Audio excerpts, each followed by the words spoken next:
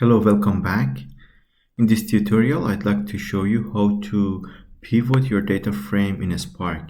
Of course, pivoting is not a new concept. It is existing also in Excel or Python. However, I'd like to show you in this tutorial how to pivot it in a Spark.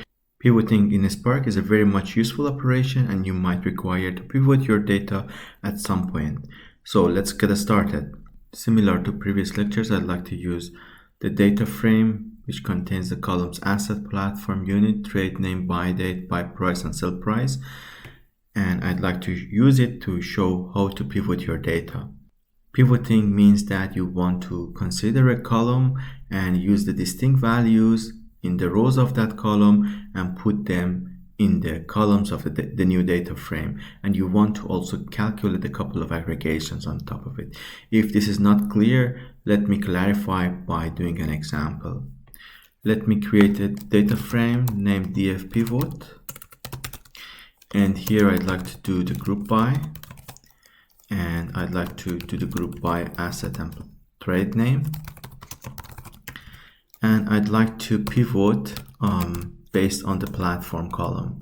So I take the platform column, and we need to consider in the platform column we have two platforms. One is the plus 500 and the other one is eToro.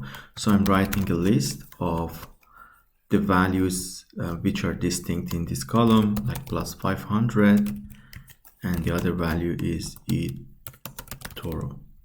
And then I'd like to perform the aggregation. So I write aggregation sum buy price as sum buy price, and also I write sum sell price as sum sell price, and also we can do, for example, sum of the unit which is bought as sum unit. So if I shift enter here, we will have the df pivot, and if I show this data frame also at the same time, this data frame, this df pivot, is grouped by asset and trade name, and you can see that the values in the list are prepended to the aggregated values.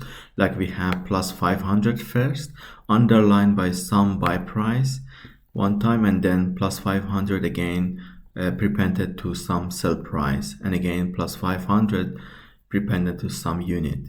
This is one time is repeated, and the other value, which is eToro, is there also. It is prependent to these three columns correspondingly. So you can see also the values, the sum of the values here appearing for these aggregation. So for pivoting, we normally use a group by first, and then we use a column as a pivot, and then we perform the aggregations. In fact, these plus 500 and eToro values were here.